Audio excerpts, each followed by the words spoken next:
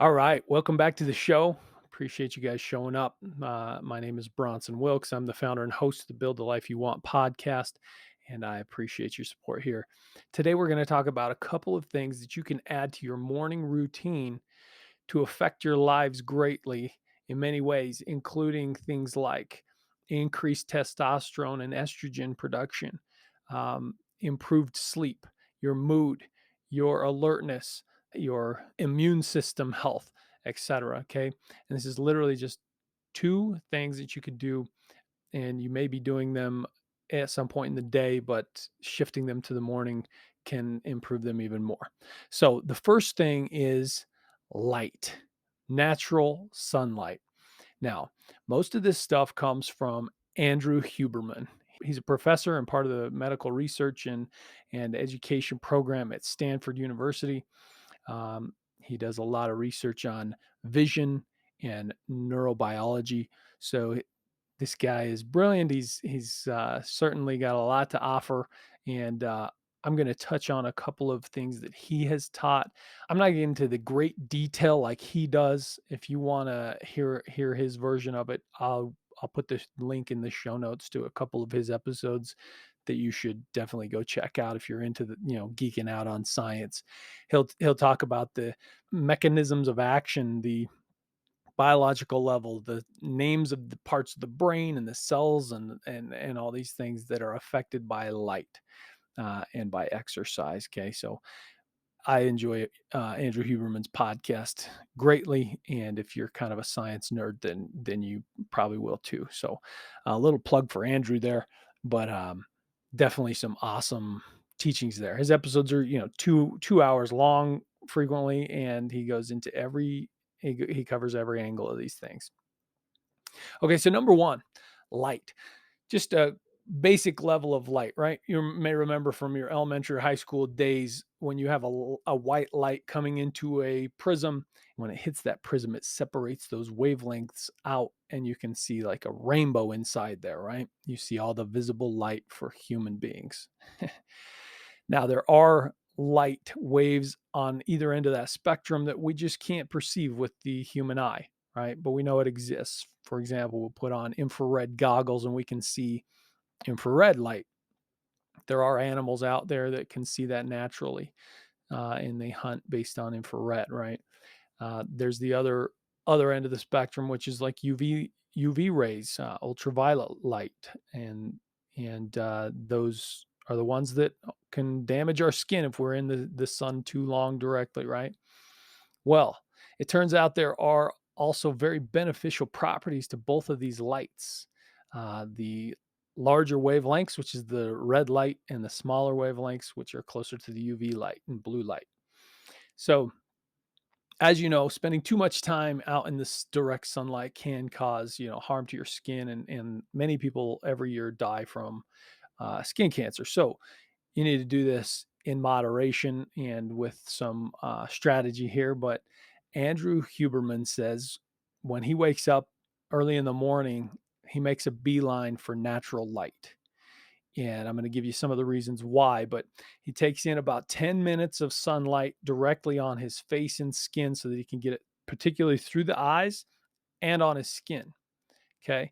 The number one thing is when we get that direct sunlight in the eyes, it sort of sends all these signals to the organs of our body. Now, your skin is an organ, and it can also secrete hormones and regulate hormones, but also the organs deeper, right? Your liver and spleen and those things deeper in your body that don't get the direct sunlight effect, they receive signals from your eyes and skin, and it affects the way they behave. Okay, so one of his examples that he used is much like sunlight affects the ripening of a fruit, whether that's directly on the fruit or from the plant receiving the sunlight, either way, it affects the biology of that fruit, right? And he says that it's a similar effect on our body. And when we try and get down to the mechanisms of action, it's quite complicated because it can, affect many different areas of the body at the same time, which when you have many different factors, it's hard to kind of break that down. But that's the work that he does. And again, I'll say it one more time, he can give a very excellent explanation of all those mechanisms. Okay, so one of the first things I want to tell you about here is that when a person is moved from a dark room into a very bright space with natural light, you receive a shot of adrenaline. It affects this part of the brain called the locus ceruleus. And that essentially shoots a little bit of adrenaline into the body, similar to if you were to jump in a pool of cold water. So when you get that spike of adrenaline, your alertness immediately goes up. Number two, uh, when you get a little bit of sunlight on your skin, this increases testosterone and estrogen production in the gonads. And part of this is associated with melatonin, which he spends a lot of time talking about the effects of melatonin. And I'll just kind of brief you on a few of those. But first of all, sunlight suppresses melatonin. Okay. And so, melatonin, as most people know, is one of the sleep agents of the body, right? When melatonin rises, you get more sleepy, and it should be present during the nighttime. And if you've slept well, that melatonin has risen and spiked and then fallen off. And I also discuss this melatonin effect more in depth in my book review of Why We Sleep, which is right here behind me. Why We Sleep. That was a very impactful book on me. So go check out those episodes if you haven't yet.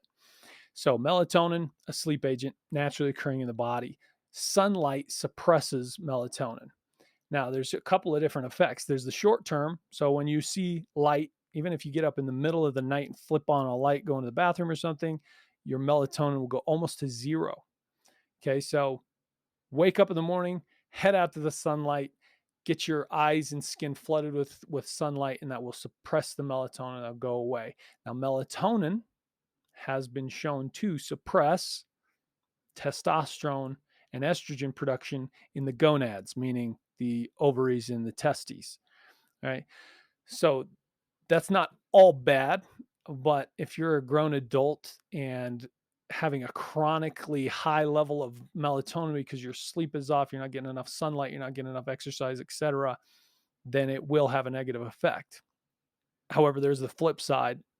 Proper function of melatonin, where it goes up and down in sort of in rhythm with your circadian rhythm, that where there's this consistent sleep and wake pattern. um, it can have like antioxidant properties, anti-cancer properties. It can improve, there's the effects on the testosterone and estrogen that I talked about. So when it's regularly going up and down, and you have these suppression moments throughout the day, then your testosterone estrogen production is up, is elevated. And he even goes in. Huberman actually goes into saying that during the spring and summer days where there's a lot of sunshine, a lot of light, um, testosterone and estrogen seem to be higher, and all mammals, including humans, actually have increased sex drive and sexual activity. And this is associated with the average amount of sunlight that we receive. So, in the winter months, when the days are short and people typically naturally see less sunlight, just both because we spend less time outside because it's cold, but also because the days are short, um, melatonin is higher during those months. And there's sort of this annual rhythm to it. He says it's basically the average throughout the year, and so those months have a higher level of melatonin. And sexual drive and testosterone stuff is kind of down. And as the spring starts coming and days get longer and you're getting more and more sunshine directly on your face and skin, testosterone starts to creep back up, and melatonin suppression is occurring, and of course the sex drives and energy and things goes up.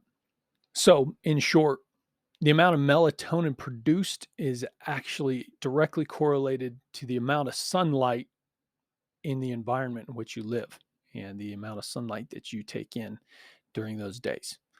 So I've named a few things about melatonin, but just to kind of wrap it up a little bit, melatonin can affect the bone size and bone density that we have, can affect our cardiovascular health, can affect the testes and ovaries in hormone production, specifically testosterone and estrogen. Has some antioxidant effects, but this is all based on the rise and fall of melatonin, and you want a very healthy amount of melatonin throughout your life. So young kids actually have more melatonin on average than adults, and that can help sort of suppress going through puberty until the right time for puberty. And so, of course, uh, having a good sleep pattern for your children is also extremely important, making sure that they get sufficient sleep and have a good sleep schedule. Sleep being one of the most impactful things on your health that we know about. Okay, now the second thing I wanted to talk about adding to your morning routine is exercise. Now, we've talked about this before in other episodes how, you know, exercising a little later in the day, your joints and bones may be a little bit more alert. Your muscles are woken up. And there's actually some studies that I've read before that shows that you may actually make more progress in like strength building and things like that when you exercise at noon or later. However, for the sake of your sleep, it's probably better to exercise sometime in the morning. And it doesn't have to be immediately when you wake up. I typically enjoy it sometime in the first few hours of being awake. I just feel like it sets my day up. I feel that surge of adrenaline and potentially testosterone and that kind of dopamine hit lasts a while through the day, especially if I push myself into some real stressful exercise, right? If I'm running long distance where I go really long, or if I'm doing heavy lifting and I really lift hard to the point where I feel some sort of exhaustion, right? I can feel the burn in my lungs, the burn in my muscles. When I hit that point, I feel just really charged for the rest of the day. And what Huberman says is that when you exercise at the same time every day for just even 4 or 5 days, your body starts to anticipate that and you'll get a surge of energy just prior to your exercise routine. Now, you do not want that to happen sometime close to bed, right? Because your sleep is the most important part of healing your body, changing the way memories are stored, cleaning out the ganglia of your brain, repairing your body. The muscle damage you've done during exercise gets repaired. You burn fat, like all kinds of things happen during your sleep. So you want your sleep to be extremely high quality if you can, right? So exercising in the morning and getting that routine, your body will then produce that surge of adrenaline or a bit of energy early on, and you'll become more of a morning person.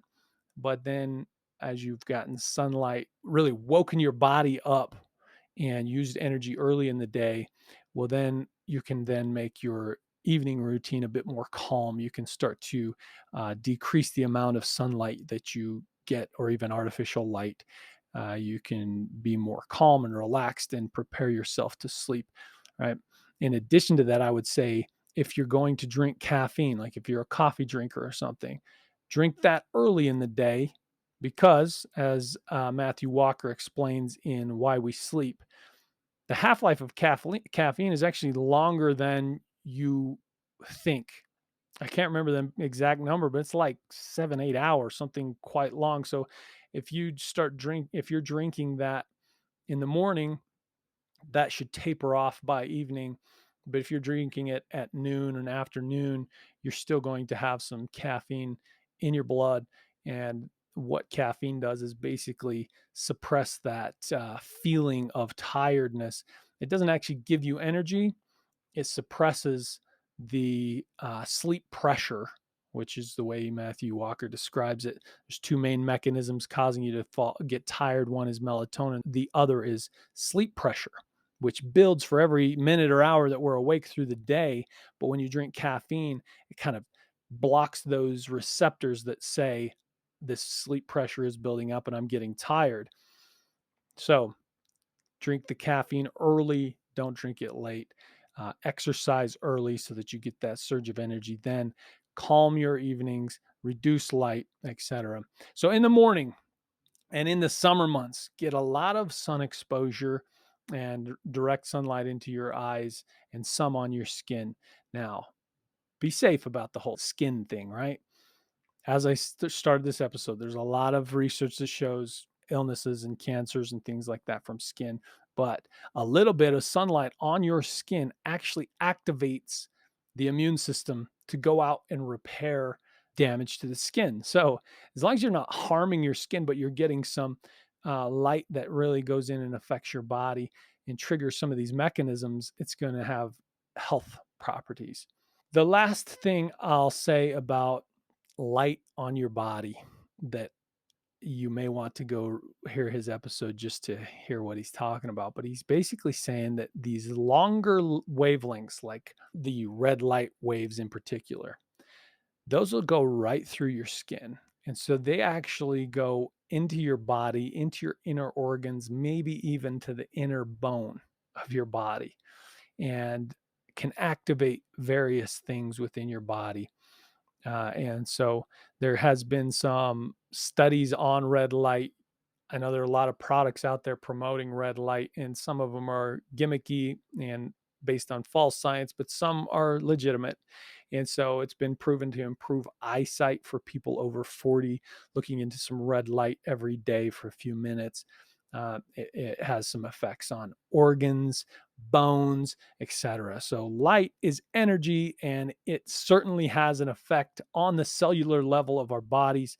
So learning to monitor the way you receive light, making sure you get enough, especially in the summer, um, using it to wake yourself up and uh, get your day started, regulate your hormones, your mood, etc.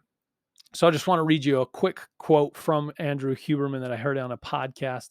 And he says, the single best thing you can do for your sleep, your energy, your mood, your wakefulness, your metabolism, etc., is get natural light in your eyes early in the day, 10 minutes. Don't wear sunglasses. Don't do it through a window, directly on your skin early in the morning and through your eyes. So, those are the two things. If you can get direct sunlight in your eyes and on your skin in the morning, and especially in the summer months, extend that a little bit, and make sure you exercise early.